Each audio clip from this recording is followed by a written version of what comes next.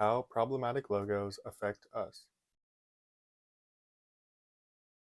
As I worked on this project, I realized that I needed an outside perspective. I don't have the credibility to fully contribute to this discussion on my own, so I needed someone with firsthand experience, someone who has been directly affected by the issue. I had previously connected with Shannon during a past project, so I reached out to him for an interview to gain insight into his personal experiences and views on the topic of problematic sports logos. Here is that interview.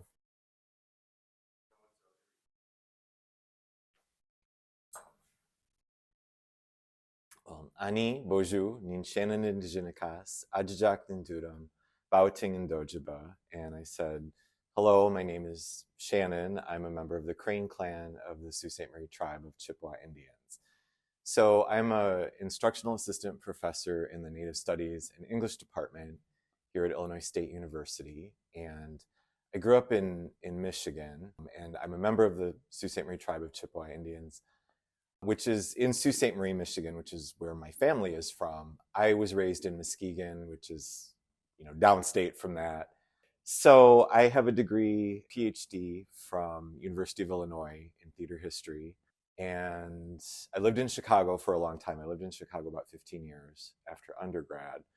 And before that, I mean, when I was in high school, Muskegon High School, our mascot was the Big Red Indian. That was we were the Big Reds, and he was the Big Red Indian. And there was a sort of tomahawk chop style chant or piece of music called Indian Boy that had like this clapping and wooing that the crowd did. And that's what I grew up with. That was mainly what I knew about Native culture came from my high school mascot. And then obviously later in life, I went to University of Illinois, which has the chief, and I had a very different perspective on it by that point. But in high school, growing up, it never occurred to me to question that mascot, that there was anything wrong with it. How has your identity shaped your work and research? Okay, so how has it shaped my identity? Growing up, I was always I was always told, "Grandpa's Indian, not we're Indian." My tribe, the Sault Ste. Marie tribe of Chippewa Indians, was not federally recognized until 1974. So I'm older than that a little bit. So there was no tribe to belong to when I was born. They were federally recognized in 1974. My grandfather became a member maybe in the late 70s, early 80s, and then my mom and my uncle, early 80s, and I didn't get my card, is what they call it. I didn't get mine until I was almost done with undergrad. So this would have been like the late 80s, maybe early 90s, like 1990. My family always had this kind of mixed, well, I wouldn't even say mixed, it was a negative perception towards being Native. My grandfather grew up at a time, and he grew up in Sault Ste. Marie and lived there almost all of his life. And when you grow up in an environment where that is the minority, that is the wrong, people on the wrong side of the tracks, that was really ingrained in the family. So his mother, him, my mom's generation sort of grew up distancing themselves from that. You don't want to be perceived as being Indian. And when I was a kid, I would spend summers with my grandparents, and they their neighbors were also Native, where they lived in Sault Ste. Marie. And my grandfather would always talk about them damn Indians next door. And they were the kind of Indians you didn't want to be. They had like old cars parked in the yard, and this grown son who was the town drunk. And, it was all those things. So you sort of grow up internalizing that idea that like, that's bad. Like, you don't want to be perceived that way. And I remember like, we always had to have the lawn mowed. Like, like nobody could park in the front yard. And I think it came from that. That's what Indians do. I lived in, Muskegon, which there isn't much of a Native population there. There's more than you'd think, I've since come to realize. But like I said, our high school mascot was the Big Red Indian. And I understand people's attachment to those kinds of mascots because that's what I had. But, I've come to realize it's really destructive. It's like, it didn't make me want to claim being Native. But that was the image of Indians, this historical thing. The mascot, it was a person dressed up, never a Native person. So yeah, that was I realized the damage that did towards sort of claiming a native identity. That's the only image you know. So it doesn't make you proud and it doesn't honor anybody. It doesn't honor real native people. You mentioned in a previous interview that you grew up with a Native American themed high school mascot. How did that affect your own identity, either then or now? Well, at the time, I really do. I came to recognize this when I was at University of Illinois, and the chief was still there. I mean, I got my PhD later in life, so I mean, I was there as a student from like 2012 to 2018. And so the chief was not the official mascot, but he was still very present. He would show up in, homecoming parades. I recall that happening one year. And the university was very stuck with what to do about it because alumni love this mascot, but they're getting all of this pressure from other sources that this is a bad thing. So they didn't really know what to do. And I came to the realization it's like I understand people's attachment to these mascots. Having gone to a high school that had that, never questioning it. My grandmother went to the same high school that I did, and they had the Indian then. So, it was a smaller town. I mean, it was a town about the size of Bloomington Normal, but this was in the 80s and it was pretty economically depressed. It was a factory town. Everybody's parents were losing their jobs. And the one thing my high school, my town had going for it was we had a really good football team and a great marching band and this mascot and this sort of long sense of tradition about it. My grandmother did this too. So that was a real source of strength and pride. I remember going to football games every Friday night and clapping along. And I think it was my senior year, the school was recognizing, like, okay, the days of this tradition are numbered. We need to do something because it's really problematic. So they contacted a local Odawa tribe and had a regalia maker make an authentic set of regalia and teach the student who was playing the Indian, the mascot, to do like native steps and don't, this is what you can do. Don't, spread eagle jumps are not really part of traditional dance. Don't do that. So it turned into this sort of traditional powwow dance sort of performance done by a non-native student.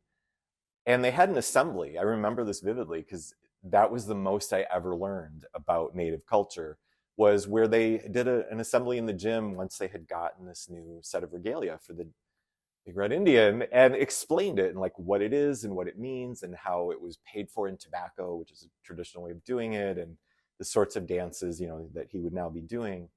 And I remember thinking that was really cool. Like I didn't know any of this and I'm native. so so I get it. Like people get very attached to these sports teams, and I think especially when it's connected to a school. When it's the Chiefs or the Redskins, like in a commercial team like that, I'm like, I don't know that people are quite as invested in it really. I don't know. I do get it. It doesn't stop it from being problematic though, especially for native people, but for everybody when that's your only image of native life, native culture, it's really flawed and fractured and shouldn't be done. When I was a grad student teaching at U of I taught a public speaking class, and I had to teach them how to do a persuasive speech on a controversial subject. And so the instructors would do a sample speech. So I did native mascots and why they are a bad thing. And one of the best things I found that actually got the message across that this is bad and why it's bad is Pekin, Illinois, over by Peoria. Until like 1981, 82, their sports team, the high school team for Pekin High School, were the Chinks. And Pekin was actually named after Peking, Beijing, China. So the Pekin Chinks. And it was a student wearing a coolie hat and slanty eyes and a braid. And it was called Mr. Chink. And this one, now they're the Dragons. It's less offensive. But I presented that in class. I mean, there's photos of people as Mr. Chink, and I mean, this was really racist. And I'm showing this in class, and students just gasped because I had Asian American, I had international students from Asia in that room, and they're like, that's the most offensive thing ever. I'm like, well, so is the chief. Like, it is the same thing. It is this, stereotypical racist depiction of native life that has nothing to do with reality. And yeah, I get why you might find Mr. Chink offensive, but I find the chief offensive too. I get the attachment, but it's not a good thing. What would you describe as the problem with Native American mascots? Well, the problem is there's always the argument that, well, they honor native people. And it's like they don't honor it's like they don't honor anybody any more than Mr. Chink honored Asian Americans. The chief, the big red Indian, Chief Black Hawk too. I mean, that's pretty much a gray area for me, but they don't honor native people. They honor stereotypes and tropes and racist ideas about American people. They tend to depict, Plains Indians. And I grew up in that was my high school mascot, was, an Indian in a headdress. Well, the Indians that lived in my hometown area did not wear those, right? So it's a, Hollywood depiction of Indians. It always historicizes, the vanishing race trope, the vanishing American Indian. It's negating the fact that, well, why were they vanishing? It's, well, because you took their land and pushed them out and killed them off. That's why they're vanishing. So it absolves settlers of responsibility for that process. It also suggests we're not here anymore, and we are. So for all those reasons, it's problematic, and no other group would stand for that. I teach, my degree is in theater history, and I've taught theater history, and you teach the history of blackface performance in minstrel shows and why that's problematic. It's white people impersonating black people. That's what mascots are. It's a red-face performance of Native American identity in honor of a football game. Another analogy I've used is, if you wanted to honor, a veteran of the Gulf War from your hometown, you wouldn't, you might name the high school after them, or a park or something. You would put up a statue. You wouldn't have somebody dress up in like a big paper mache head and dance around of the person and have them dance around at halftime. That would be insulting. It's like, it's the same thing. So for those reasons, it's racist and destructive. Native American people have some of the highest rates they're one of the smallest percentages of the overall population in most places in the US, have some of the highest rates, dropout rates, suicide rates, worst academic outcomes when Native students are in non-Native schools, non-tribal schools. And if that school has a Native mascot, I mean, it does not make that job of like keeping Native kids in school and engaged and off drugs and all of that, it does not make that any easier. If that's who your school is telling you your people are, that's wrong-headed, destructive. How does a mascot that uses Native American imagery or a Native person affect the Native American community directly? Well, it's putting those problematic images, it's normalizing them. The controversy over, Cleveland Indians, the Redskins, in defending those mascots, I mean, they often would, the team owners and, usually it was team owners, right? Capitalism was defending it as saying, well, we did a survey and Native Americans, you can name some number, some percent, find that they're not offended by this or they like it. And it's like, you can always find people who will agree to anything. So, and like me, if you had asked me that same question, like, is this a bad thing when I was 20, I might have answered differently and said, no, I don't have a problem with it. But, the research is in that this is not a good thing, that we don't make mascots out of other minorities, right? Or when we have done that, like I mentioned, the Pekin Chinks, that's not okay, right? And we change it. We're in teaching about minstrel shows and the history of blackface. I mean, that's a very long, complicated history, and it's not exactly the same as Native mascots, but it's very similar.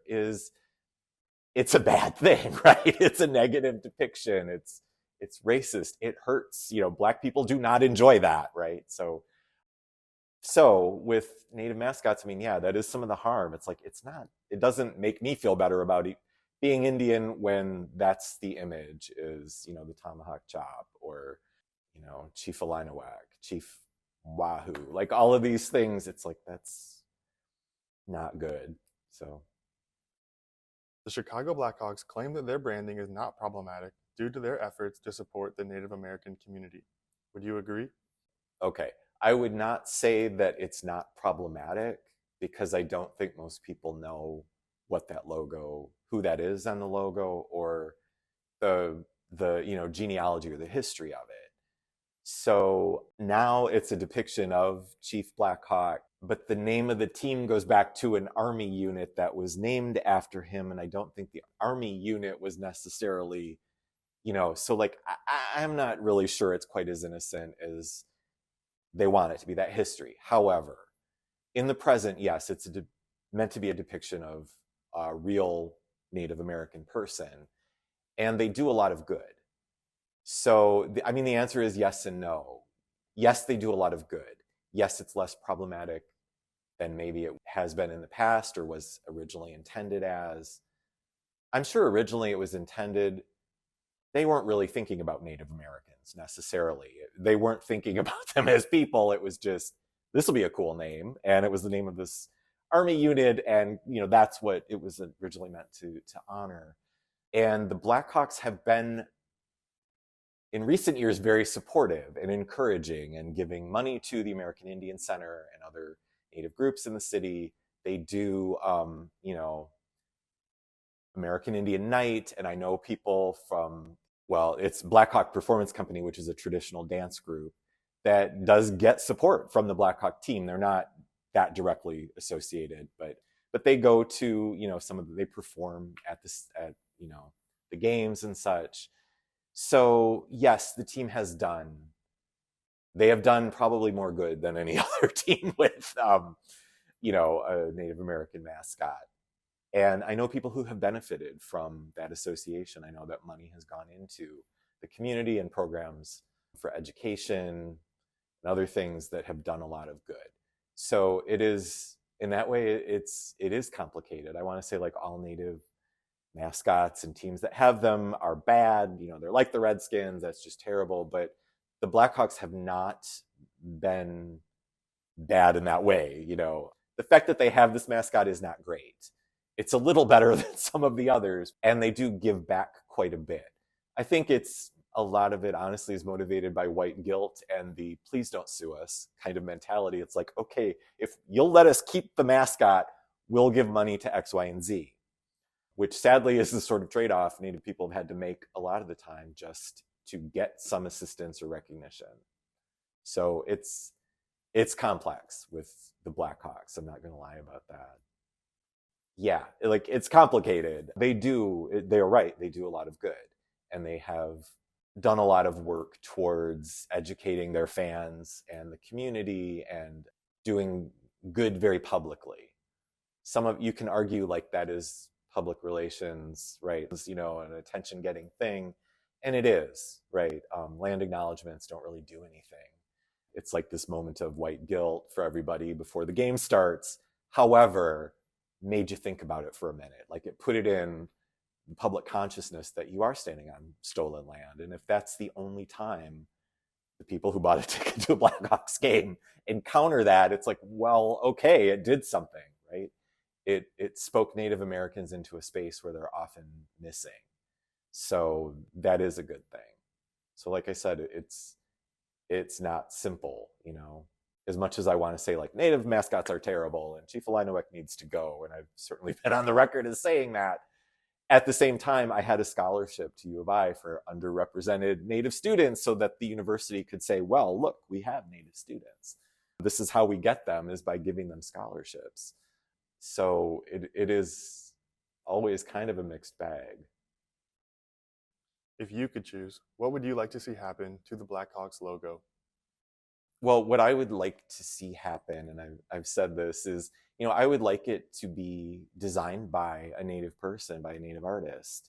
I think it would be cool if the team were owned by the Sauk and Fox tribe eventually. I don't see that happening anytime soon, but If it were done and if it were created by, and a logo or mascot, if it were created by a native person from the Sauk and Fox tribe, I think that would be ideal. And if they were able to determine what the logo, the mascot is, because they may say we don't want to keep it as Chief Blackhawk, or we want to rename it by what his name in his own language was, or change it to something else, right? I think that would be great. I don't see that happening, but something that is more culturally sensitive and culturally relevant. I understand the logo was originally designed by the team owner's wife, and it was a long time ago, and it was probably just meant to be colorful and eye-catching, which, that's what good logos are, but it wasn't meant to be culturally sensitive, right? Or correct or anything. So I would like to see that, if it had more meaning to the tribe itself, if they were involved in its creation, whether as an artist or advising a non-native artist on it.